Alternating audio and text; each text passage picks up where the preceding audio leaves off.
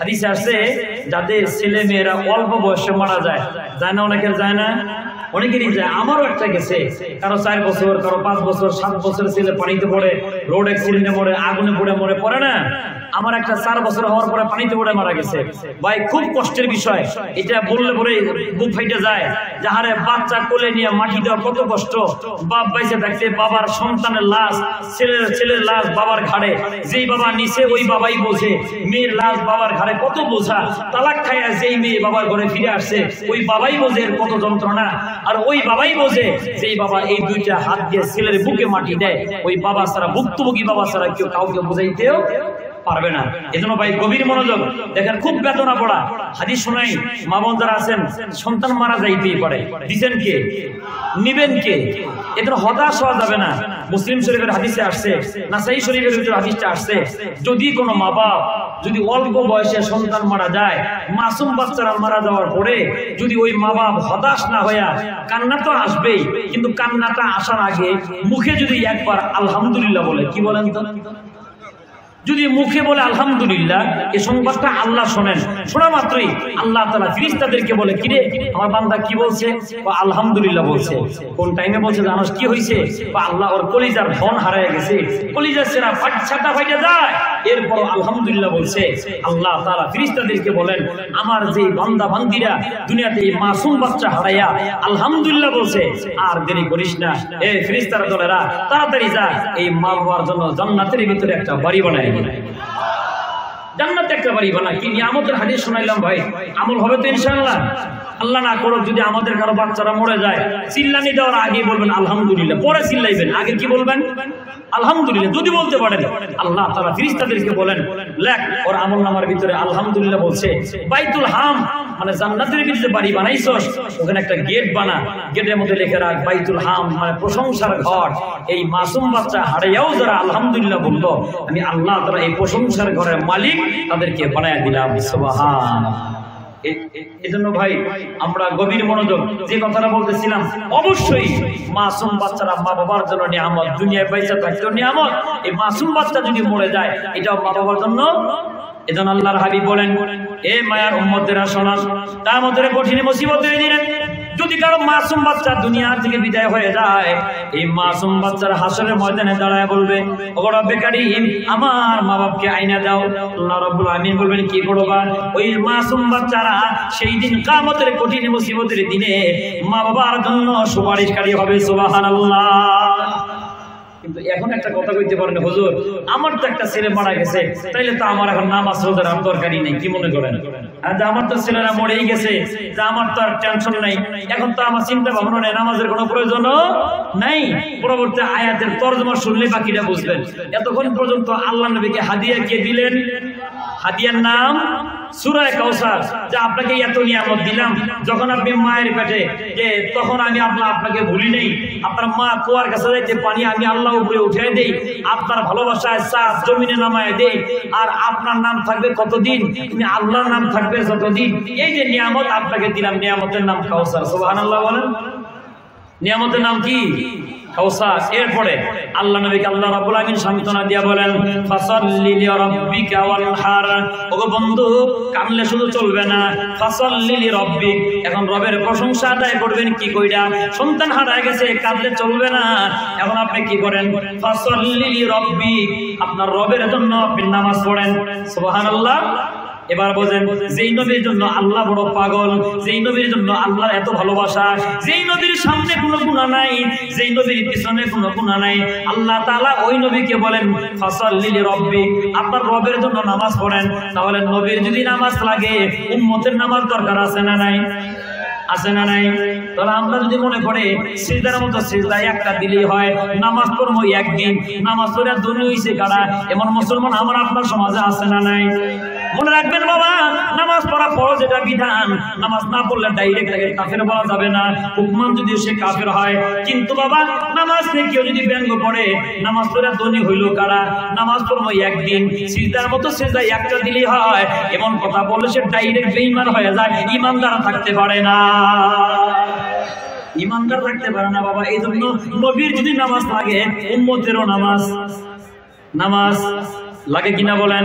তাহলে কিন্তু যদি উম্মতের নামাজ লাগে, আমরা হাজারো মুসল্লি আইলাম বয়ান শোনার জন্য, সারাদিন 5 ওয়াক্তের 1 ওয়াক্ত নামাজও পড়ি নাই, আজকের এশার নামাজও পড়ি নাই, ফজরও পড়বো না নিয়াত করে বসছি, আছে না নাই?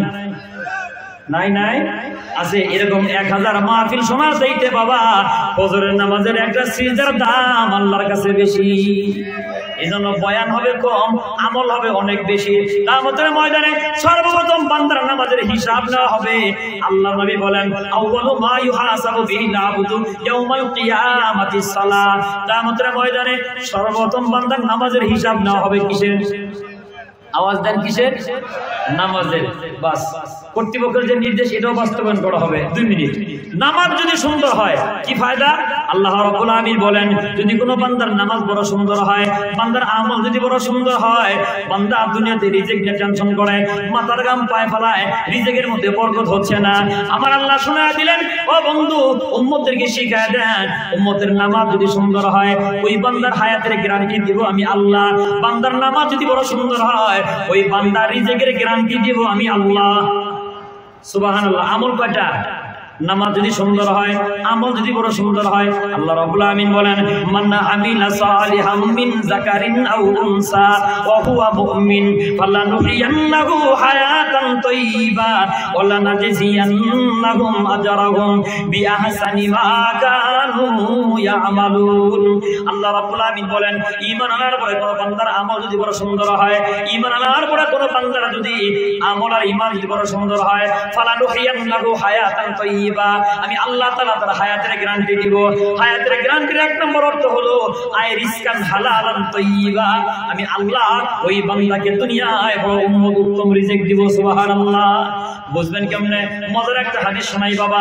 বদর যুদ্ধের ভিতরে বিজয় হলো মুসলমানদের। বদর যুদ্ধ থেকে মুসলমানরা যখন ফেরত আসতেছেন গনিমতের মাল নিয়ে, কাফের দলেরা পিছন দিক থেকে একজন সাহাবীকে আক্রমণ করলেন, আটকায় রাখলেন। তার নাম হলো খুবাইব। কি নাম বললাম? গপ্পনা হাদিস। হযরত খুবাইব রাদিয়াল্লাহু তাআলা আনহুকে গ্রেফতার করে ওরা জেলখানার ভিতরে আটকে রাখলো। খাবার যখন সময় হয়, একটা পেয়ালার ভিতরে মদ আর এক পাত্রের ভিতরে সুরের বস্তু নিয়ে যায়, বলে, খুবাইব এই যে তুমি খাবার খাও, কিন্তু আল্লাহর বান্দা ওই হারাম খাবার খায় না। খায় কি? এইভাবে যখন 40 দিন আটকে রাখার পরে জল্লাদ আইসা ডাকতে বলে, আগামীকাল তোমাকে ফাঁসির কাছে ঝুলায় দেওয়া হবে। ডান বামে তাকায় দেখে সকালের খাবার বিদ্যমান, সন্ধ্যার খাবার বিদ্যমান। অমনি ডাকতে বলে, খুবাইব এই যে তোমার খাবার দিলাম, খাবারগুলো কি তুমি খাও নাই?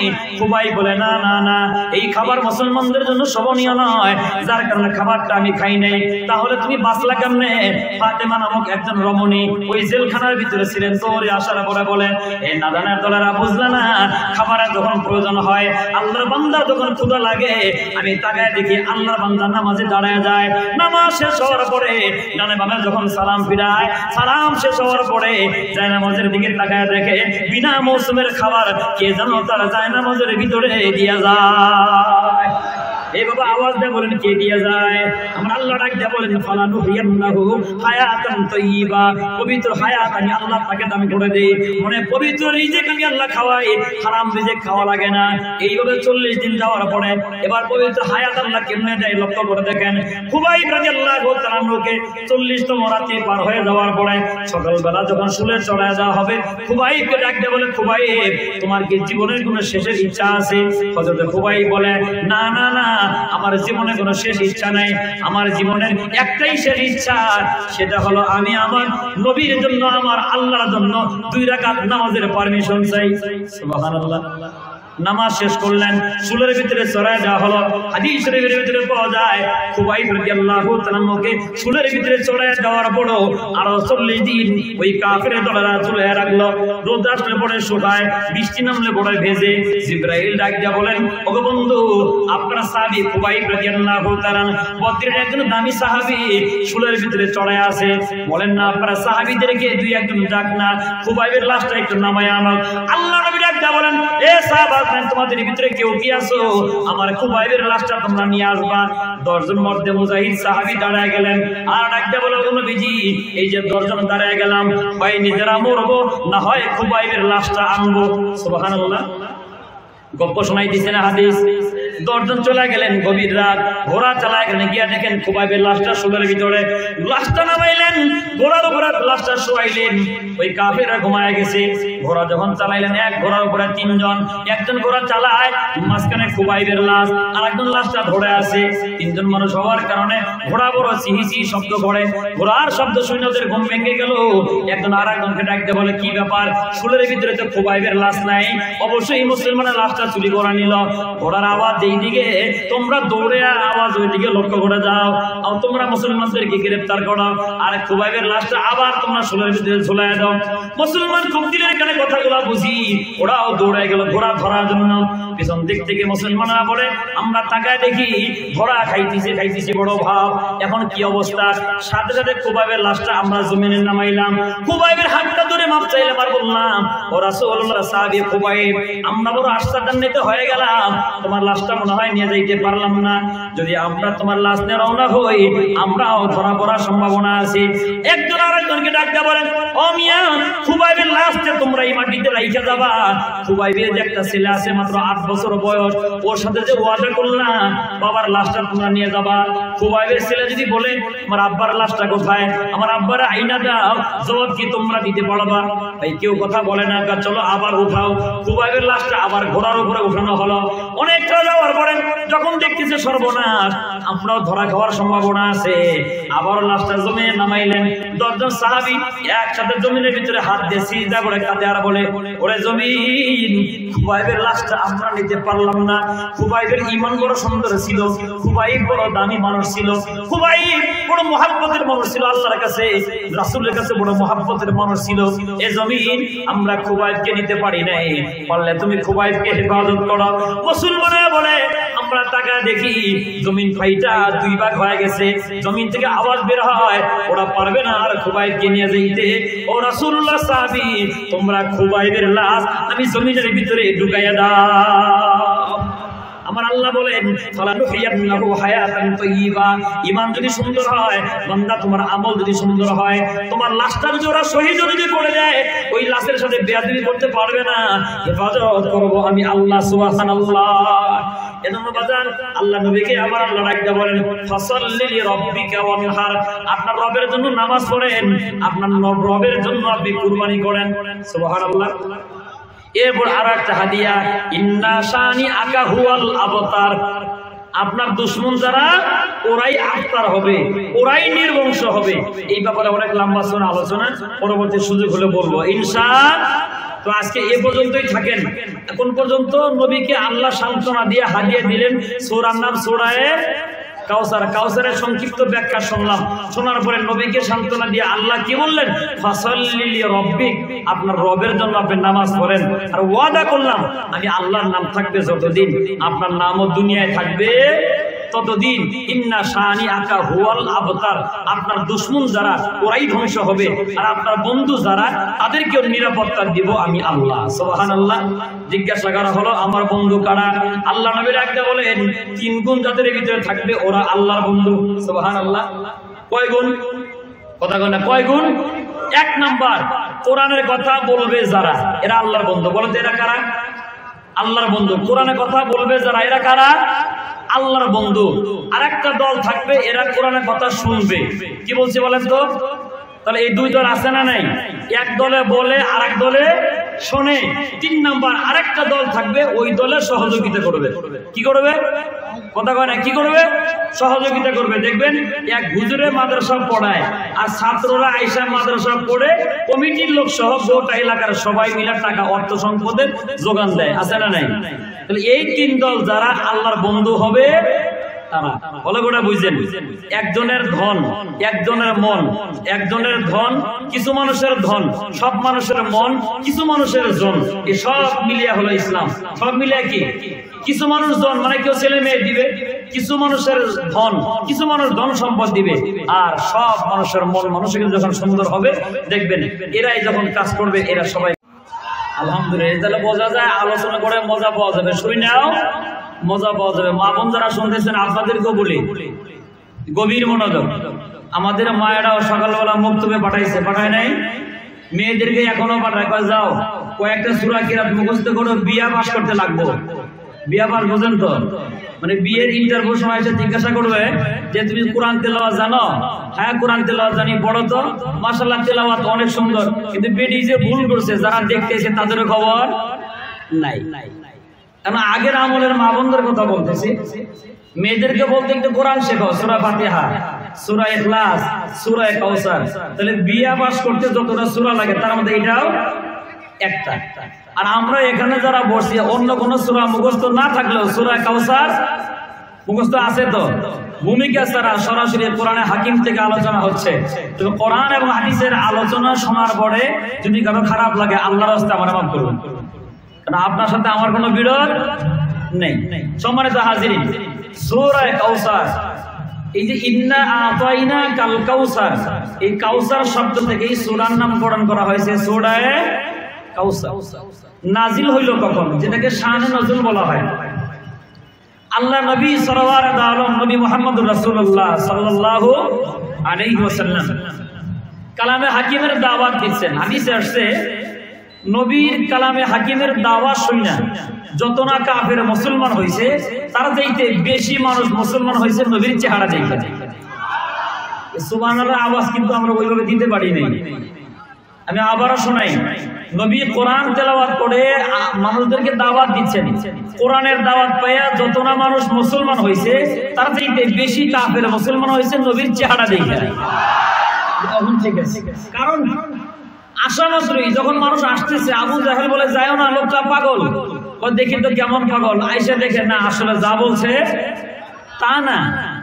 এরকম পাগল কিন্তু আমাদের দেশেও আছে। ওয়াজে গেলে রাত দিতে হবে, ওই পাগল রে বলে আয়া দেখো যা ভাবছো, কথা কয় না, যা ভাবছো তা না, আয়েশা দেখো। কিন্তু ওরা বোঝে না। এটা আমাদের আঞ্চলিক ভাষায় বলে, বোঝে না কামের বাও, খালি কয়। বুঝেন তো? বুঝেন? আলহামদুলিল্লাহ বলেন আলহামদুলিল্লাহ। আল্লাহর হাবিব সাল্লাল্লাহু আলাইহি ওয়াসাল্লাম তেলাওয়াত করছেন কোরআনে হাকিম। মানুষ আসে আর কি হয়? মুসলমান হয়ে যায়। যখন দেখবেন আপনার সাথে একটা লোক ঝগড়া করে পারে না, যুক্তি দিয়েও পারে না, ঠিক ওই টাইমে একটা হাতিয়ার ব্যবহার করে, তার নাম হলো গালি। বলেন তো কি? গালি। তবে গালি দেওয়া এটা ভদ্র সম্ভ্রান্ত পরিবারের লোকের স্বভাব না। গালিগালাজ করা এটা সবচেয়ে নিম্নমানের বংশের পরিচয়। গালি দেওয়া এটা মানে নামি দামি বংশের পরিচয় না।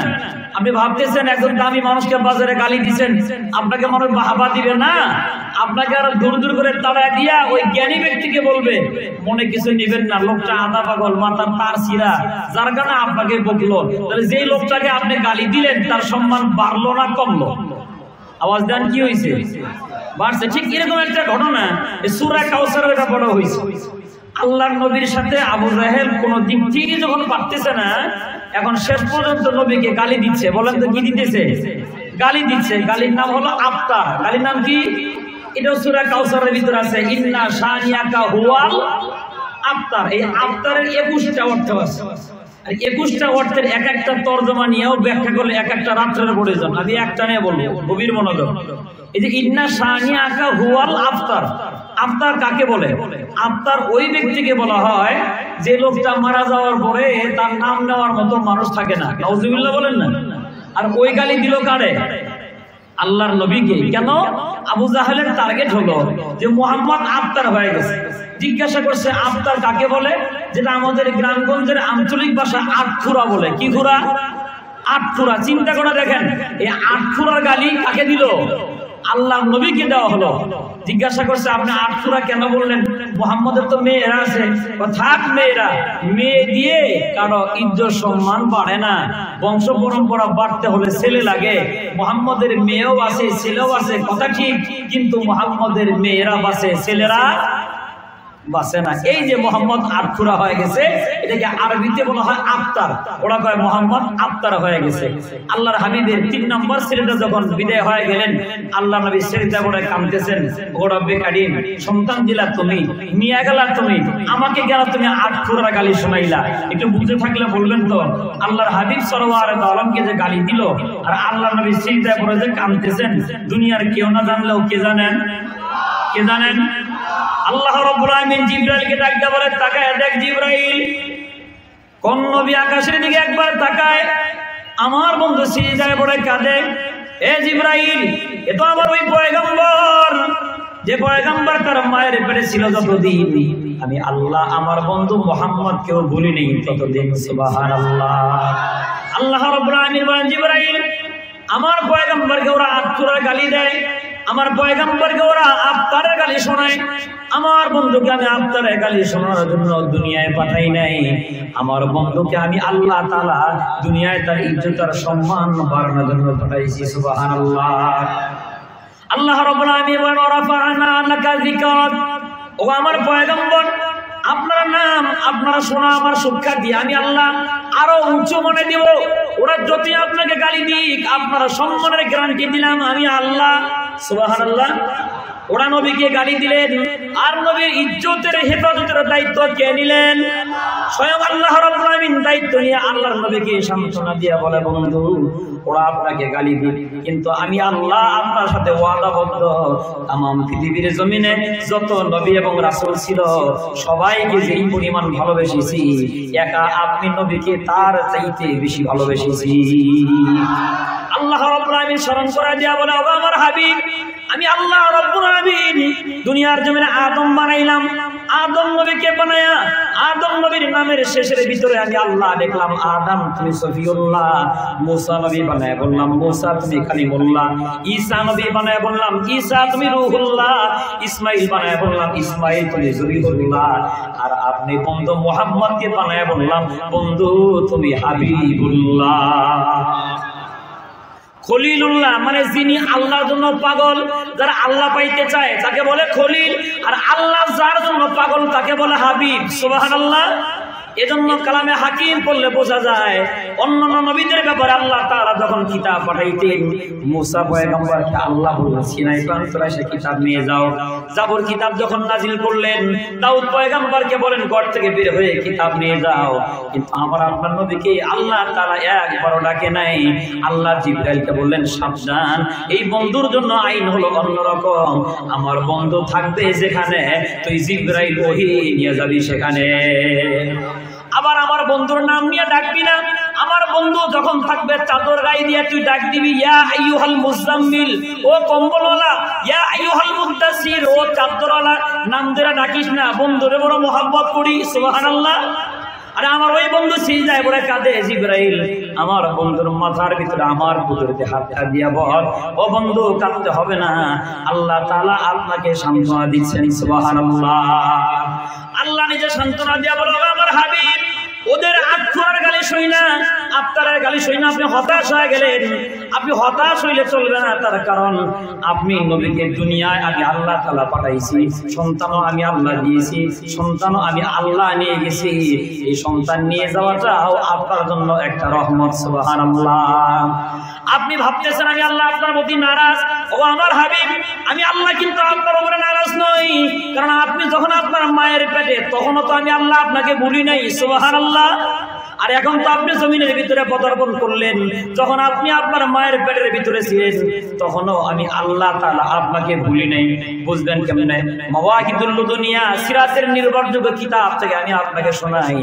মা আমেনা থেকে রওয়ায়াত, মা আমেনা বলেন শিশু মুহাম্মদ যখন আমার পেটের ভিতরে ছিল, শিশু মুহাম্মদকে পেটে করে নিয়া আমি যখন কুয়ার কাছে পানি আনতে যাইতাম, প্রতিদিন কুয়ার কাছে দাঁড়ায় দেখতাম আমি কুয়ার কাছে যাওয়ার সাথে সাথে পানি উপরে চলে আসতো। মা আমরা বলেন আমি কুয়ার ভিতরে বালতি ছাড়ছি, পানির ভিতরে ঝনঝনানি আওয়াজ, ওই পানি যেন আমাকে ডাকতে বলতেছে, গো আমেনা, বড় লজ্জায় ফেলাইয়া দিলা। আমেনা তুমি জানো না রহমতে দো আলম নবী তোমার পেটের ভিতরে, সাইয়্যিদুল কাউনাইন নবী তোমার পেটের ভিতরে। ও আমেনা তুমি জানো না ওই বন্ধুকে নিয়ে পানি আনার কোনো প্রয়োজন ছিল না, বাড়ি থেকে যদি ইশারা করতা এখান থেকে পানি তোমার বাড়ি চলে যাইত। আর আমেনা বড় লজ্জায় ফেলা দিলা। মা আমেনা বলেন তখন থেকেই বুঝতাম পেটের ভিতরে যেটা আছে বড় দামি জিনিস। মা আমেনা বলেন আমার পেট থেকে সন্তান যখন জমিনের ভিতরে পদার্পণ করলো, মা আমেনা বলেন সন্তানের দিকে তাকায় দেখি সন্তান কাপড় পরিধান করানো। সুবহানাল্লাহ। মুসলমানিটাও পড়ায় দেওয়া। ক্বালান নবী সাল্লাল্লাহু আলাইহি ওয়াসাল্লাম বুইসতু মাখতুরান ওয়া মালবুসান, আল্লাহর নবী বলেন আমি দুনিয়াতে এসেছি খতনা করা অবস্থায় এবং পোশাক পরিধান করা অবস্থায়। মা মেরা বলেন আমার পেট থেকে সন্তান যখন জমিনে পদার্পণ করলো, আমি আমার সন্তানের দিকে তাকায় দেখি দুনিয়ার অন্যান্য সন্তানদের মতো নয়। দুনিয়ার অন্য সন্তানেরা মায়ের পেট থেকে জমিনে পড়ার পরে কান্নাকাটি করে, আর আমার সন্তান জন্মের পরে আমি তাকায় দেখি আমার ছেলে লম্বা সিজদা দিয়া আছি। মা মেরা বলেন আমি আসতে করে আমার বন্ধুর কাছে যাওয়ার পরে আমি দেখতেছি আমার ছেলে সিজদা পড়ে কি জানো বলে। আমি আমার পরবর্তী সময় ছেলেকে জিজ্ঞাসা করলাম, ও বেটা জন্মের পরে লম্বা সিজদা দিয়ে কি বলছিলা? আল্লাহর হাবিব বলে, মা জন্মের পরে সিজদা দিয়েই বলছিলাম রব্বি হাবলি উম্মতি। সুবহানাল্লাহ, দিল থেকে বলেন সুবহানাল্লাহ। মা আমরা বলেন এবার আমি সন্তানের দিকে একবার তাকাই আর একবার আকাশের দিকে তাকাই, তাকায় দেখি আকাশের চাঁদ আকাশে নাই। সুবহানাল্লাহ। মা আমরা বলেন চাঁদ গেল কোথায়? গভীর নজর দিয়ে আমার সন্তানের দিকে তাকায় দেখি আকাশের চাঁদ আমার শিশু মুহাম্মদের মাথার কাছে ধরা দিয়েছি। মা মেনা বলেন আমার ছেলে ডান দিকে মাথা নাড়লে চাঁদ লড়ে, বাম দিকে মাথা নাড়লে চাঁদ লড়ে। পরবর্তী সময় জিজ্ঞাসা করা হলো, ওগো হাবিব সরওয়ারে দো আলম, আপনার জন্মের পরে সেই দিন চাঁদ কেন এসেছিল? আল্লাহর নবী বলেন, ক্বালান নবী সাল্লাল্লাহু আলাইহি ওয়াসাল্লাম আন্নাল কমারা ইউগান্নিনি ওয়াস সালামু আলাইয়া। সেই দিন চাঁদ এসেছিল আমি নবীকে গান শোনাইতে আর আমি নবীকে সালাম জানাইতে। আল্লাহ তাআলা এই কথাগুলো সান্ত্বনা দিয়া বলে, বন্ধু আজকে ওরা আপনাকে আফতার বলে, ওরা আপনাকে আফকুরা বলে, আর আপনিও ভাবতেছেন ছেলেরা চলে গেল, মনে হয় আমি আল্লাহ আপনাকে ভুলে গেছি। আমি আল্লাহ আপনাকে ভুলি নাই, কারণ আপনি যখন জন্ম নিলেন তখন তো আমি আল্লাহ আপনাকে ভুলি নাই। আল্লাহ রাব্বুল আলামিন জিবরাইলকে ডাকতে বলে, জিবরাইল আমার পয়গম্বরকে সান্ত্বনা দিয়া এই যে নিয়ে যা, আমার বন্ধুকে আমি আল্লাহ হাদিয়া দিলাম। সুবহানাল্লাহ। বলেন তো হাদিয়াটা কে দিলেন? আরেকটা আওয়াজ দিয়ে বলেন কে দিলেন? আল্লাহ। হাদিয়া বোঝেন তো হাদিয়া? আর আমরা তো মনে করি শ্বশুর বাড়ির থেকে যেটা দেয় এটা হাদিয়া। এটা হাদিয়া? এটা জুলুম। জুলুম এটার নাম কি? জুলুম। আর আমরাও মনে করবেন শ্বশুর বাড়ির থেকে সম্পদ পাইলে মনে করি মাশাআল্লাহ বাবা এত দিতে পারে নাই, শ্বশুর বাড়ির সম্পদ একখান পাইছি। বউর কাছে আবার মনে রাখবেন শ্বশুর বাড়ির সম্পদ পাইলে ওই সম্পদের আবার ওদের আবার জ্বালাও আছে। কথা কয় না? শ্বশুরবাড়ির সম্পদের জ্বালা আছে না নাই? এই জন্য যুবক আজকের মাহফিলে কিন্তু যুবক আর যুবতীর ঢল একটু বেশি। বোঝেন নাই মনে হয়? বোঝেন নাই? যুবক আর যুবতীর ঢল একটু বেশি। তবে এই ভালোবাসা কোরআনের। বলেন তো কিসের? এখানে কি গান শুনতে আসছেন? আসছেন কোরআন শুনতে। কি শুনতে? কোরআন শুনতে আসছেন, কোরআনের ভালোবাসায়। তাহলে যুবক যদি কোরআনের ভালোবাসায় উজ্জীবিত হয়, যুবকদের বিপরীতে আরো একটা দল আছে, ওরা দেখে আরে আমাদের জিয়া নমাজ তো সব কোরআনের মাহফিলে গেল, এইভাবে দেশ যদি ভালো হয় আমরা তো কেউ সালাম দিবে না। ওদেরকেও শোনায় দিয়েন আগামীর পৃথিবী অবশ্যই কোরআনের পৃথিবী, আগামীর পৃথিবী অবশ্যই ওলামায়ে কেরামের পৃথিবী ইনশাআল্লাহ। কারণ এটা কেউ থামাইতে পারবে না। ওরা মনে করে 2-4-5টারে মামলা দিয়া আর 2-4-5টারে ফাঁসির মঞ্চে ঝুলাই দিলেই কোরআন ধ্বংস করা যাবে। অসম্ভব। আল্লাহর জমিনে মনে রাখবেন আলেমদেরকে হত্যা করা হবে যত, এই যুবকরা কোরআনের পিছনে জীবন ব্যয় করবে তত। এদেরকে দাবায় রাখা সম্ভব হবে না, কারণ এই ভালোবাসা কোরআন এবং আল্লাহ এবং তার রাসূলের কথা বলেন, ঠিক কিনা? মুসলমান গভীর মনোযোগ। আল্লাহ নবীকে গালি দেওয়া হচ্ছে, সান্ত্বনা কে দিচ্ছেন? হাদিয়া কে পাঠাইলেন? হাদিয়ার নাম সূরা কাউসার। বলেন তো কি? এই হাদিয়া বুঝতেছে। আমরাও মনে করি শ্বশুর বাড়ির থেকে যেটা দেয় এটা হাদিয়া। এটা হাদিয়া না বেটা, এটা জুলুম। এটা কি? জুলুম। রাতের 12টায় স্ত্রীদের পিটায়, বৌমা জিজ্ঞাসা করে আমার পিটাও কেন? তোর পিটাই বুঝোস না? অমুকে শ্বশুর বাড়ির থেকে গরু আনছে, তুই আনস না কেন? এমন গ্রাম আমার দেশে আছে না নাই? আছে। হায় হায়। যেহেতু আজকের যুবকদের সম্ভাবনা এখানে আমরা উপস্থিত বেশি, যুবকদেরকে বলি, অনেক যুবক স্বপ্ন দেখতেছে আমি বিয়ে করেই নেই, আমি নতুন বিয়ে করবো, শ্বশুর বাড়িতে কিচ্ছু না লাগলো আমার একটা পার্সাল লাগবে। এরকম স্বপ্ন অনেকের আছে না নাই? আছে আছে, অনেকের আছে। দেখবেন আমার বিয়ের আগে পরামর্শ করা শেষ, দোস্ত তুই কি নিবি? তো আমি বেশি কিছু নেবো না, আমার একটা টার্গেট আছে। কত কি টার্গেট? তো আমি বিয়ের পরে ইতালি যাবো, তত টাকা লাগে সব শ্বশুর দিব। কি স্বপ্ন দেখে আছে। মনে রাখো বাবা, স্বপ্ন দেখা ভালো কিন্তু বেশি স্বপ্ন দেখা, কথা কয় না, স্বপ্ন দেখা ভালো কিন্তু বেশি স্বপ্ন দেখা ভালো না। বেটা একটা বিয়ে করছে, শ্বশুরের লোকের কন্ট্রাক্ট 1 লাখ টাকা দিবে। কয় লাখ? বিয়ের সময় কটা গরিব মানুষ রিক্সা চালায় জুটছে 50,000, বাকি থাকলো কত? 50। এখন ঘুমের ঘরে, এটা কিন্তু বাস্তবে না, ঘুমে বিয়ে করতেছে ঘুমায় ঘুমায়া। আচ্ছা ঘুমায় ঘুমায় বিয়ে করলে কি গরু জব করা লাগে? কথা বোঝেন নাই? গরু জব করা লাগে? আবার ঘুমায় ঘুমায় কেউ যদি দেখবেন নির্বাচন হইতেছে দেশে, ঘুমাইছে, আমিও এমপি ইলেকশন করতেছি, ঘুমায় ঘুমায় কয়টা ভোট লাগবো? এমনি লাগে না, আরো ঘুমে। বুঝেন নাই কথা? এখন বেচারা ঘুমাইয়া শ্বশুর বাড়ি গেছে, কথা বুঝেন কেমনে? মানে কিছু অ্যাঙ্গেলে কিছু প্যান্ডেলে, বুঝেন তো কথা? বুঝছেন, ভালো করে বুঝছেন? বুঝেন না কথা, এছাড়াও বুঝে না? বুঝেন, সব বুঝেন? আলহামদুলিল্লাহ কোন আলহামদুলিল্লাহ, খুব গভীর মনোযোগ। এখন বেটা তো ঘুমের ঘরে বিয়ে করছে, শ্বশুরে দিছে 50, বাকি আছে 50। ঘুমায় ঘুমাইয়া আবার শ্বশুর বাড়ি গেছে, যাওয়ার পরে শ্বশুরে কয় বাজান আইসে, হ্যাঁ টাকা যে 50,000 পাই, ও বলে পায়, মানে ওর বাপ কামাই করে দিয়েছে। ও কোন বাড়িতে পায়? শ্বশুর বাড়িতে পায়। এমন যুবক আছে না নাই? বউ পিটিয়া শ্বশুর বাড়িতে সম্বোধনা নাই, যুবক নাই? আছে, মনে রাখেন। বেচারা শ্বশুর মশাই বলতেছে, বাবা তুমি তো 50,000 পাও, আমার তো একটা ভিন্ন রকম পরিকল্পনা। কি পরিকল্পনা বলেন? আমার পরিকল্পনা হইলো, মানুষ তো যৌতুক বলে, আমি তোমার হাদিয়া দিবার চাই। ওই যে হাদিয়ার কথা বললাম, যে ওটা আল্লাহ দেয় হাদিয়া, আমরাও দেই হাদিয়া। তো আচ্ছা কি হাদিয়া দিবার চান বলেন তো? যদি তোমার আমি একটা হেলিকপ্টার কিনে দিই কেমন হয়? হেলিকপ্টার আমার আব্বাই জীবনে সাইকেলই কিনা দেয় নাই, আর আমি বিনা চালানের ব্যবসা করে কিসের মালিক? হেলিকপ্টারের মালিক। শ্বশুরে দিছে হেলিকপ্টার কিনা। এখন বেচারা চালাইতে পারবা তো? হ্যাঁ পারবো। বেচারা হেলিকপ্টারে চড়ে হেলিকপ্টার স্টার্ট দিছে, উপরে উঠে মাশাআল্লাহ এখন নিজের বাড়ি চিনেন। হইছে তো বিপদ? হইছে না? হইছে না? হইছে। এখন তো বাড়ি চিনে না, এখন চিন্তা করলো অনেকক্ষণ চালাইলাম, নামতে তো হবেই। এবার হেলিকপ্টারের জানালা খুইলা মাথা বের করছে, বের করে আগে বাড়ি দেখে লই, পরে হেলিকপ্টার নামাই। এখন জানালা দিয়ে মাথা বের করছে ঘুমের ঘরে, ঘুম ভাঙ্গে দেখে চিরা খেতা দিয়ে মাথা বেরিয়ে গেছে। হাই রে যৌতুক রে যুবক, স্বপ্ন দেখা ভালো, বেশি স্বপ্ন দেখা ভালো না। এখন ইন্নালিল্লাহ দেখলাম কি আর হইল কি? আবার নতুন করে উজু করে আবার ঘুমাইছে। ও তো সারাদিনের কল্পনা যৌতুক খাইব, ও আবারও স্বপ্নে স্বপ্নে শ্বশুর বাড়ি চলে গেছে। যা দেখে শ্বশুরের টেবিলের উপরে মুক্তা কাঁচার মন্ডা, টাঙ্গালের চমচম, নাটোরের কাঁচাগোল্লা, মানে যেই দেশের যেইটা বেশি সুস্বাদু ওইটা সব টেবিলে জমা করা। বাজান এলাকার শুনছি তুমি আসতেছ, তোমার জন্য রেখে দিছি, তাহলে একটু খাই। খাও, ইচ্ছে মতো খাইছে। খাওয়ার পরে ঘুম ভাঙ্গা দেখে বালিশে তুলা একটাও নেই। কিসে কিসে খাইছে? কোন তো কিসে খাইছে? কথা কয় না।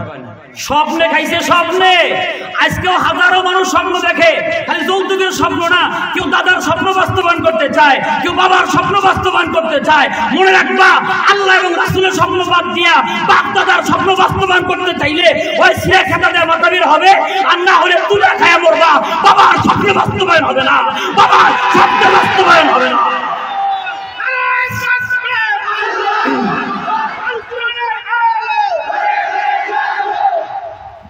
আলহামদুলিল্লাহ বলেন আলহামদুলিল্লাহ। স্বপ্ন দেখা ভালো, বেশি স্বপ্ন দেখা ভালো না। এই জন্য যুবক, স্বপ্ন দেখো আল্লাহ এবং তার রাসূলের দেওয়া স্বপ্ন, স্বপ্ন দেখো কোরআনের স্বপ্ন, কিসমত ভালো হয়ে যাবে। আর যদি বাপ দাদার স্বপ্ন নিয়ে ব্যস্ত থাকো, ওই সিরা খেতা দিয়ে মাথা বেরিয়ে গো, আর না হলে তুলা খায়া মরার সম্ভাবনা। আমার নাম রাখছে হাদিয়া। কি নাম রাখছে? ওটা হাদিয়া না জুলুম? কথা বলেন, হাদিয়া না জুলুম? আজকের পর থেকে যৌতুক খাবো না। কারা কারা হাত তুলে দেখে তার লাগে? আরে চাচারাও হাত তুলতেছে, আপনারা দেয় কেনা? আলহামদুলিল্লাহ কোন আলহামদুলিল্লাহ। মানে চাচায় হাত তুলে বুঝাইছে যে হুজুর আমি খাই নাই, ছেলেটা দিয়েও আনবো না। আলহামদুলিল্লাহ কোন। আরে যুবক তাকায় হাসতেছে যে চাচায় হাত তুলছে। আরে বেটা, চাচায় হাত তোলার মানে আছে, নাতিরি দিয়ে আনতো না, আর চাচারা যে ছেলে আছে তারে দিয়েও আনবে না বেটা। ইনশাল্লাহ বলে ইনশাল্লাহ। তাহলে আমরা আল্লাহর কাছে ওয়াদা করি, রব্বে কারীম বলি সবাই, রব্বে কারীম। আমরা নতুন করে যারা বিবাহ করতেছি, শ্বশুর বাড়ি থেকে জোর করে যৌতুক আনবো না ইনশাআল্লাহ। যেন এই ওয়াদার উপর আমাদের থাকার তৌফিক দান করেন বলে আমিন। মায়ের বাবারা খুব খুশি, এরকম ওয়াজ প্রত্যেক রাখতে দরকার। হ্যাঁ, বেড়াও খুব খুশি, আপনি খুব খুশি। মনে রাখেন, আপনার মায়া জামাই বাড়ি আদরে থাকবে ততক্ষণ, আপনি ছেলেরে আদর করবেন ততক্ষণ ইনশাআল্লাহ। গভীর মনোযোগ। হাদিয়া কে পাঠাই দিয়েছেন? আল্লাহ রাব্বুল আলামিন বলেন, জিবরাইল তাড়াতাড়ি যান, বন্ধু বন্ধুকে হাদিয়া দিলে বন্ধু যেমন মন খুশি হয়, শ্বশুর যেমন জামাইকে হাদিয়া দিলে জামাই বড় খুশি হয়। আপনি এটাও বুঝেন, জামাই যদি হাদিয়া দেয় শ্বশুরও বড় খুশি হয়। কিন্তু জামাই খালি হাদিয়া নিব, কিন্তু শ্বশুরের এরকম গ্রাম আছে না নাই? শুধু আমরা জানি স্বাধীনতার পরে জামাইরা শুধু গরু নিছে, মাগার কোন জামাই শ্বশুরের গরু দেয় নাই। দিছে কেউ? ওই বড় জোর শ্বশুর মশাই আইলে 1 কেজি গরু গোশত এনে খাওয়াই দিছে, এর চেয়ে বেশি কিছু কপালে নাই। অথচ দেখেন একটা মেয়ে কিন্তু একটা বাবার কলিজা, একটা মেয়ে আপনার কাছে দাও মানে কি বাবার কলিজাটাই আপনাকে দিয়ে দিছে। আর আমরা কি মনে করি, আরে কি দিছে, একটা মাই এই দিছে। আর মাঝে মাঝে বলে গায়ের তোর বাপ কি দিছে, আরে কি দিছে মানে তোমার রাগ দমন করার মেশিন দিছে। আলহামদুলিল্লাহ কোন বেটা, হ্যাঁ আল্লাহু আকবার, কি নিয়ামত আল্লাহ তাআলা দিলেন। আর মাঝে মাঝে বেডি রেখা তোর বাবা আমারে কি দিছে, হায় হায় কপাল পোড়া। তুমিও মনে রাখো তোমার ঘরে বেডি হলে তোমার জামাই করো তোর বাবা আমারে কি দিছে। যেমন কর্ম তেমন ফল। আল্লাহ আমাদের সবাইকে সহিহ বুঝ দান করেন। তাহলে একজন আরেকজনকে হাদিয়া দিলে সবাই খুশি হয় তো। এবার আল্লাহ নবীকে হাদিয়া কে দিচ্ছেন? আল্লাহ নিজে দিচ্ছেন। রব্বে কারীম বলেন, পয়গম্বর এই যে হাদিয়া দিলাম আপনাকে আমি আল্লাহ, এ জিবরাইল এই যে হাদিয়া নিয়ে যা, হাদিয়ার নাম সূরা কাউসার। আমার বন্ধু বড় টেনশনে পড়ে আছে, আমার বন্ধু ভেবেছে আমি আল্লাহ আমার বন্ধুকে বলে গেছি, ভুলি নাই। এই যে আমার বন্ধুর উপর খুশি হইয়া আমি আল্লাহ তাআলা বন্ধুর উপরে সূরা কাউসার নাজিল করে দিলাম। এটাকে বলা হয় শানে নজুল। আল্লাহ নবীকে দেওয়া হলো গালি, আল্লাহ তাআলা সান্ত্বনা দিয়া আল্লাহর বন্ধুর উপরে সূরা কাউসার নাজিল করে দিয়া বলেন, আমার সাথে পড়েন, ইন্না আ'তাইনাকাল কাউসার। ও বন্ধু আমি আল্লাহ আপনাকে কাউসার দান করলাম। সুবহানাল্লাহ। এবার কাউসার কি? খুতবার ভিতরে হাদিস পড়েছে, আল্লাহ নবী বলেন, ইন্নী ফাতুকুম আলাল হাউস মাম্মারা আলাইয়া শারিবা ওয়া মান শারিবা লাম ইয়াজমা আবাদা। আল্লাহ নবী বলেন হাউজে কাউসার এটা কি জিনিস? এই যে আল্লাহ আমাকে কাউসার দান করলেন এটা কি জিনিস? আল্লাহ নবী বলেন হুয়া হাউজুন, এটা এমন একটা কুয়া যে কুয়ার কিনারায় আমি আল্লাহর হাবিব দাঁড়ায় থাকবো। মাম্মারা আলাইয়া শারিবা, আমার কাছে যারা অতিবাহিত হবে সবাইকে আমি পানি পান করাবো। ইনা ওহু, আর হাতের মধ্যে বর্তন কেমন হবে? আল্লাহ নবী বলেন আসমানের ভিতরে তারকার সংখ্যা হবে যত, ওই হাউজে কাউসারের পান করার জন্য পিয়ালা হবে তত। মাম্মারা আলাইয়া শারিবা, আল্লাহ নবী বলেন আমার কাজ দিয়ে যারা অতিবাহিত হবে আমি আল্লাহর হাবিব সবাইকে পানি পান করাবো। সুবহানাল্লাহ। এর নাম হলো হাউজে কাউসার। তাফসীরে রুহুল মানির ভিতরে পাওয়া যায় এই যে হাউজে কাউসার মানে সন্তানদেরকে উঠে নেওয়া, এটাকেও কাউসারের নিয়ামত বলে আখ্যায়িত করা হয়। আল্লাহ তাআলা যেন তার বন্ধু সরওয়ার দাওরকে বুঝাইলেন, ওগো বন্ধু আপনি বলেছেন আনা খাতামুন নবিয়্যিন লা নাবিয়্যা বাদি, আমি সর্বশেষ নবী, আমার পর আর কোনো নবী নাই। এই যে আপনি বলছেন আমি সর্বশেষ নবী, আর আমি আল্লাহ রাব্বুল আলামিন বলেছি আল-ইয়াউমা আকমালতু লাকুম দীনাকুম ওয়া আতমামতু আলাইকুম নি'মাতি ওয়া রাদিতু লাকুমুল ইসলাম দীনা। দিন পরিপূর্ণ করে দিলাম, ইসলামকে পূর্ণতায় পৌঁছে দিলাম, নতুন কোন নবী আর আসবে না। আপনিও বলছেন আপনার পরে আর কোন নবী নাই। আমিও বলেছি মা কানা মুহাম্মাদুন আবা আহাদিন মির রিজালিকুম ওয়ালাকির রাসূলুল্লাহি ওয়া খাতামান নবিয়্যিন। আপনি সর্বশেষ নবী। কোরআনে হাকিমেও আমি আল্লাহ বললাম আপনি সর্বশেষ নবী। আর আপনার ছেলেরা যদি দুনিয়ায় বেঁচে থাকে, ছেলে মারা যাওয়ার কারণেই তো আপনার মনে বড় বেদনা। আমার ছেলেরা বাঁচে না, মেয়েরা বাঁচে। আমি আল্লাহ তাআলা কারণগুলো বলে দেই। ওগো বন্ধু আপনার ইতিপূর্বে যারা নবী ছিলেন সব নবীদের সন্তানেরাও নবী ছিলেন। সুবহানাল্লাহ। আদম আলাইহিস সালাম নবী ছিলেন, আদম নবীর ছেলেরাও নবী ছিলেন, ঈসা পয়গম্বরের ছেলেরাও নবী ছিলেন, ইব্রাহিম আলাইহিস সালামের ছেলেরাও নবী ছিলেন, ইয়াকুব আলাইহিস সালামের ছেলেরাও নবী ছিলেন।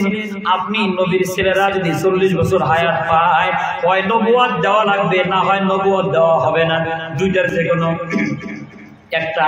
ওগো নবীজি যদি আপনার পরে আপনার সন্তানদেরকে যদি নবুয়ত দেওয়া হয়, ওই যে আবু জাহেল দাঁড়ায় বলবে মুহাম্মদ যে বলছে আমি সর্বশেষ নবী, তাহলে তার ছেলে নবী হইল কি করে? মুহাম্মদ তো মিথ্যাবাদী। নাউজুবিল্লাহ। তাহলে এটা ওদের জন্য একটা কি হয়, ক্লাস হয়, একটা হয়ে যায়। কেন? আবু জাহেল দাঁড়ায় দাঁড়ায় বলবে, আরে মুহাম্মদ তো বলছে আমি সর্বশেষ নবী, মুহাম্মদের আল্লাহ বলছে আমি সর্বশেষ নবী, তাহলে মুহাম্মদের পরে মুহাম্মদের ছেলে যে নবী হইল, মুহাম্মদের আল্লাহ মিথ্যা কথা কয়, নাউজুবিল্লাহ মুহাম্মদ মিথ্যা কথা কয়। এরকম একটা পয়েন্ট থাকতো তো যদি নবুয়ত দেওয়া হতো। আর যদি বন্ধু আপনার ছেলে যদি 40 বছর পদার্পণ করার পরে নবুয়ত যদি আপনার ছেলেকে না দেওয়া হয়, আবু জাহেল দাঁড়ায় বলবে এটা বলে সর্বশ্রেষ্ঠ নবী, ওর একটা ছেলেও তো নবী হইল না, নবুয়ত দিলেও দোষ। বুঝেন নাই মনে হয় আমার কথাটা? 40 বছর পরে নবুয়ত তোমার ছেলেকে দিলেও সমস্যা, না দিলেও সমস্যা। আর যদি বাল্য বয়সে ছেলেগুলা উঠে নেই তাহলে তার কোনো সমস্যা থাকে না। এজন্য আল্লাহ রাব্বুল আলামিন বলেন ইন্না আতাইনাকাল কাউসার, আমি আল্লাহ আপনাকে কাউসার দান করলাম, মানে বিশাল বড় একটা নিয়ামত দান করলাম। আপনি বলছেন সর্বশ্রেষ্ঠ আপনি নবী, আপনার শ্রেষ্ঠত্ব টিকে রাখলাম, বলছেন সর্বশেষ নবী, এটাও আমি আল্লাহ টিকে রাখলাম। আমি বলেছি আপনার পরে নবী নাই, এটাও টিকে রাখার জন্য আপনার মেয়েদেরকে বাঁচায় দিলাম, আপনার ছেলেদেরকে বাঁচাইলাম না। তাহলে ছেলে মারা যাওয়াটা নবীর জন্য লাভ না লস? আর আওয়াজটা বলেন লাভ না লস? নবীর জন্য অবশ্যই এটা লাভ, কিন্তু ওরা এটা বোঝে নাই, ওরা আসলে এটা বোঝে নাই। গভীর মনোযোগ। আল্লাহ রাব্বুল আলামিন নবীর ইজ্জত সন্তানের মাধ্যমেও বাড়াইতে পারেন, আবার সন্তান উঠে নিয়েও বাড়াইতে পারেন। ওরা বলছিলাম মেয়েরা বাঁচে, অথচ মেয়েদের মাধ্যমেও কিন্তু নবীর কেমন সম্মান। ফাতেমা রাদিয়াল্লাহু তাআলা আনহার ঘর থেকে আল্লাহ তাআলা জান্নাতের যুবকদের সর্দারিনীর মা বানায়া, জান্নাতের নওজওয়ানদের সর্দার বানায়া হাসান হোসেনের বাবা আলীর মাধ্যমে নবীর পরিচয় দুনিয়ায় আছে না নাই? শুধু তাই নয়, আল্লাহ তাআলা ওয়াদা করেন বন্ধু, ওরা বলতেছে আপনাকে বলে আটখোড়া দুনিয়া থেকে মুহাম্মদ মারা যাওয়ার পরে মুহাম্মদের নাম থাকবে না। আমি আল্লাহ আর একটা ওয়াদা করলাম, দুনিয়াতে আমি আল্লাহর নাম থাকবে যতদিন। ও নবীজি, আমি আল্লাহর ওয়াদা আপনার নাম থাকবে ততদিন। আজকে এশার নামাজের ভিতরে আযানে আল্লাহর নাম আছে না নাই? মুহাম্মদুর রাসূলুল্লাহ শব্দটা আছে না নাই? তাহলে বোঝা যায় আল্লাহর নাম দুনিয়ায় থাকবে যতদিন, আমার আপনার নবীর নাম থাকবে ততদিন। কিন্তু অনেকে নামটা মুছে দিতে চায়, এইটা কিন্তু মুছতে পারানো সম্ভব। বুঝবেন কেমনে? অনেক পুরাতন ইতিহাস শোনাই। তাওরাতের একজন হাফিজ তাওরাত কিতাব উল্টাইতে গিয়ে দেখে এক পৃষ্ঠার ভিতরে আল্লাহর নবীর নাম। চিন্তা করলো তাওরাত কিতাব, এখানে আমাদের ঈসা নবীর নাম থাকার কথা, মুহাম্মদ থাকবে কেন? সুন্দর করে মুছে ফেললো। মোছার পরে পাতা উল্টায় দেখে পরের পাতায় 3 বার লেখা মুহাম্মদ সাল্লাল্লাহু আলাইহি ওয়াসাল্লাম। একবার মুছে দিল, উঠলো কয়বার? 3 বার। ওই 3 বার মোছার পরে আবার পাতা উল্টা দেখেন 9 বার। সুবহানাল্লাহ। বেচারার মাথা গরম হয়ে গেল। পরবর্তী সময়ের ভিতরে একজন বড় পাদ্রীর কাছে গিয়ে বলে, হুজুর আমার একটা বিপদ থেকে উদ্ধার করেন। কি উদ্ধার? দেখো এই যে দেখো তাওরাত কিতাবের ভিতরে একটা নাম দেখি মুহাম্মদ, এটা একবার মুছলে পরের পাতায় 3 বার দেখা যায়, পরের পাতা তখন 3 বার মুছি, তারপরের পাতায় 9 বার দেখা যায়। ওই তাওরাতের হাফেজ ওই পাদ্রী ডাকতে বলে, এমন এক জায়গায় নাম নিছর, খবরদার এইটার নামটা আর মুছিস না। মুছতে মুছতে গোটা তাওরাতের ভিতরে মুহাম্মদ থাকবে, আর একটা শব্দ বাকি থাকবে না। আল্লাহ তাআলা বুঝিয়ে দিলেন, আগের জামানার ভিতরে নবী মুহাম্মদের নাম আমি আল্লাহ হেফাজত করেছি, তা আমার পর্যন্ত বন্ধু টেনশন করে কোনো লাভ হবে না। আমি আল্লাহর নাম থাকবে যতদিন, ওয়াদা করলাম আপনি নবীর নাম থাকবে ততদিন। এটাকে বলা হয় কাউসার। আল্লাহ সান্ত্বনা দিয়া বলে, এই যে দেন নিয়ে নেন, সান্ত্বনা দিয়ে দিলাম। ইন্না আতাইনাকাল কাউসার, ও নবী আমি আল্লাহ আপনাকে কাউসার দান করলাম। সুবহানাল্লাহ। কে দান করলেন? আবারও আয়াতের অর্থটা বুঝি, ইন্না আতাইনাকা, আমি আল্লাহ আপনাকে দিছি। তাহলে বোঝা যায় আল্লাহ দিলে নবী পায়, আল্লাহ না দিলে নবীও পায় না। কিন্তু আমরা কিন্তু আল্লাহ না দিলেও খাজা করে দেয়। কি কথা কয় না? কথা কয় না? হুজুর এখন জায়গা মতো গেছে না? তারা চিন্তা করেন, ভাষা বুঝেন। আল্লাহ কি বলতেছেন? ইন্না আতাইনাকা, নিশ্চয়ই আমি আল্লাহ আপনাকে দিছি। তাহলে বোঝা যায় আল্লাহ না দিলে নবীও পায় না। তাহলে আপনি কোন যুক্তিতে এটা কইলেন? দে রে বাবা দে, হ্যাঁ একটা বেটা দে, কামাই খাওয়ার আশা নাই, মাটি দিবার দে। আর কাছে গেছে খাজার কাছে। খাজার বাপেরও ক্ষমতা নাই। আল্লাহ যদি, কথা কয় না, আল্লাহ যদি এজন্য আল্লাহ যদি দেয় বান্দায় পাইবো, আর আল্লাহ না দিলে বান্দায়ও পাইতো না। আল্লাহ নবীকে যা কিছু দেওয়ার কে দিছেন? আল্লাহ নবী যা কিছু পাওয়ার কার থেকে পাইছেন? তাহলে নবীকে যে আল্লাহ দিচ্ছেন ওই আল্লাহ এখনো আছে না নাই? তাহলে আমাদেরকেও দিবেন কিনা? দিবেন যে বুঝবেন কেমনে? আল্লাহর পয়গম্বর হযরত ইউনূস আলাইহিস সালাম কিচ্ছা সবার জানা, ছিলেন মাছের পেটে, বাঁচাইছেন কে? বাঁচার জন্য সাহায্য চাইছিলেন কার কাছে? কি বলছিলেন? লা ইলাহা ইল্লা আনতা সুবহানাকা ইন্নী কুনতু মিনাজ জালিমিন। আল্লাহ তুমি ছাড়া কোনো মাবুদ নাই। আল্লাহ বড় খুশি হয়ে গেলেন। আল্লাহ ডাকতে বলেন ফাস্তাজাবনা লাহু, আমি আল্লাহ আমার পয়গম্বরটাকে সাড়া দিলাম। শুধু সাড়াই দিলাম না, আল্লাহ রাব্বুল আমিন বলেন ওয়া নাদাইনাহু মিনাল গাম, আমি আল্লাহ ওই বিপদ থেকে আমার পয়গম্বরকে বাঁচাইলাম। শুধু পয়গম্বরকে বাঁচাই নাই, এইভাবে পয়গম্বর যেমনে চাইছে সারা দুনিয়ার মানুষরাও যদি এমনি চায়, আল্লাহ বলেন ওয়া কাযালিকা নুনজিল মুমিনিন, নবীকে আমি আল্লাহ যেমনে দিছি সারা পৃথিবীর মুমিনদেরকেও তেমনে দিব। সুবহানাল্লাহ, এটা আল্লাহর ওয়াদা। কিন্তু আমরা চাইতে জানি না, আল্লাহর কাছে না চাই কার কাছে? খাজার কাছে। এজন্য চাইতে হবে কার কাছে? আল্লাহর কাছে। আল্লাহ বলেন ইন্না আতাইনাকা, ও বন্ধু আমি আপনাকে দিলাম, কি দিলাম? কাল কাউসার, কাউসার দান করলাম। এই যে নিয়ামত আপনাকে দান করলাম, এই যে সন্তান হারায়া কাঁদতেছেন, একটা সন্তান দুনিয়াতে মরে যায় কান্না শুরু করে দেন, আবার আরেকটা সন্তান মারা যায় কান্না শুরু করে দেন, আরেকটা মরে যায় কান্না শুরু করে দেন। এটা আপনার জন্য ক্ষতির কারণ নয়। কিয়ামতের ময়দানে এই সন্তানেরাই আপনি নবীর জন্য সুপারিশকারী হবে। সুবহানাল্লাহ, বুঝবেন কেমনে? আরো একটা হাদিস শুনে কষ্ট হয়ে গেছে। আল্লাহ নবীকে প্রশ্ন করা হলো, ও নবীজি আপনাকে বলা হয় শাফিউল মাজনাবিন, গুনাহগারদের গুনার জন্য আপনি মাফ চাইবেন।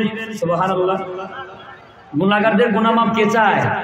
কোরআনে আরেকটা আয়াতে কারিমার ভিতর আল্লাহ রাব্বুল আমিন বলেন ওয়ালাউ আন্নাহুম ইয যালামু জাউকা ফাস্তাগফিরুল্লাহ ওয়াস্তাগফারা লাহুমুর রাসূল লাওয়াজাদুল্লাহা তাওয়াবার রহিমা। আল্লাহ রাব্বুল আমিন বলেন যদি তোমরা কেউ গুনাহ করো, আমার নবীর কাছে যাও, আমার নবীর মাধ্যমে ক্ষমা চাওয়াও, আমার নবী যদি তোমার জন্য ক্ষমা চায় লাওয়াজাদুল্লাহা তাওয়াবার রহিমা, আমি আল্লাহকে পাইবা তোমার তওবা কবুল কারী হিসাবে। সুবহানাল্লাহ। এখন কইবেন নবী তো এখন জিন্দা নেই, এখন কই যাব? এবার হাদিস শরীফ বলেন, আল্লাহ নবী বলেন আমার তিরোধানের পরে, দুনিয়া থেকে বিদায় নেওয়ার পরে, কোন বান্দা গুনাহগার হওয়ার পরে আমি নবীর উপর যে দুরূদ শরীফ পড়ে, দুরূদ শরীফ পড়ার পরে ওই বান্দা যদি আমার রওজার কাছে আসে, আমার রওজায় যদি সালাম শোনায়, আমি আল্লাহর হাবিব ওর সালাম শুনি না, ওর গুনাহের ব্যাপারে আমার আল্লাহর কাছে বলি। এখন কইবেন যে আমরা এতগুলা মানুষ, আমরা অনেক মানুষ, আমরা হাজারো মানুষ, এতগুলো উম্মতের ভিতরে নবী কয়জনটা শুনবে? আর এক হাদিসের ভিতরে সাহাবী জিজ্ঞাসা করে হুজুর এটা কিভাবে সম্ভব? আল্লাহ নবী বলেন শোনো, আমার তিরোধানের পরে, আমি দুনিয়া থেকে বিদায় নেওয়ার পরে যখন রওজার ভিতরে শায়িত থাকবো, আমার রওজার পাশে আল্লাহ রাব্বুল আমিন একজন ফেরেশতা দাঁড় করা রাখবেন। तमाम পৃথিবীর জমিনে উম্মতের সংখ্যা হবে যত, আল্লাহ তাআলা ওই ফেরেশতার কানের সংখ্যা দিবেন তত। ওই ফেরেশতার একটাই কাজ হবে, ওই ফেরেশতা ওই কথা শুই না আল্লাহ নবীকে বলবে অমুক গ্রামে অমুক ব্যক্তি আপনি নবীর উপরে সালাম জানাইছে, সে গুনাহ করছে, আপনার কাছে মাফ চায়। যদি আপনি আল্লাহর কাছে বলতেন, এবার নবী আল্লাহর কাছে বলবে আল্লাহ অমুক গ্রামে আমার অমুক গুনাহ করছে, আমি নবীর উপরে দুরূদ পাঠাইছে, মাফ চায়, আল্লাহ তুমি মাফ করে দাও। আল্লাহ বলেন আমার নবী মাফ চাইলে ওই উম্মতকে আমি আল্লাহ মাফ করে দিই। এখন সাহাবী বলে হুজুর আপনি তো উম্মতের জন্য মাফ চাইবেন, আমরা জানতে চাই আপনার জন্য সুপারিশটা কে করবে? আপনি তো গুনাহগার, উম্মতের জন্য সুপারিশ করবেন, আমি জানতে চাই আপনার সুপারিশকারী সেই দিন কে থাকবে? ক্বালা নবী সাল্লাল্লাহু আলাইহি ওয়াসাল্লাম ইয়াশফালি ফারতান। সুবহানাল্লাহ। আল্লাহ নবী বলেন এ উম্মতেরা শোনো, আমি দুনিয়া থেকে বিদায় নেওয়ার পরে আমার জন্য সুপারিশকারী হবে আমার সন্তানেরা। ওই যে বাচ্চারা অল্প বয়সে কি মারা গেছে, শুধু নবীর বেলায় না, হাদিসে আসছে, মা বোন যারা আছেন খুব ভালো করে হাদিসে শুনে দেন।